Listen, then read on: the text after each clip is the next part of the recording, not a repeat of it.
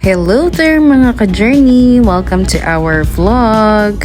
Sana maging consistent na tayo, and for today's video, ito, na-try natin i-flex itong ating day sa samyupsal. Opo, yan po ang ating cravings. Kapag po kami ay naghahanap ng samyup, so malapit lang siya kasi dito sa V&V shop namin. So yan, konting lakad lang po, makakarating na kami agad and nasa-satisfy na agad ang aming cravings. Ayan, nakikita nyo naman sa ating video, yan yung mga side dishes niya.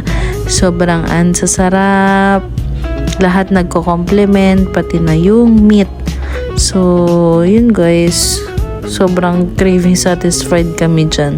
Mo, diba? Pakanta-kanta pa talaga ako dyan.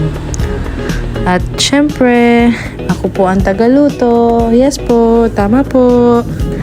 Tama po kayo nakikita. And it's a thumbs up for us. Enjoy namin ang food, guys. Sobrang nag-crave talaga ako niyan. Ewan ko ba kung ano bang meron dito sa bituka ko. Pero, ayan, kita nyo. Oh. Iba-iba siya ng lasa or yung marinate ng meat. At ginugupit din natin siya para mas mabilis maluto. Although mabilis na siyang maluto, pero para lang mas equally divided, yeah. Hindi ko na alam yung aking sasabihin dito. Basta masarap. Try nyo guys. Dito lang yan sa Banago. May Facebook page sila. You can search it. At i-visit nyo na ang kanilang store, Samyup store.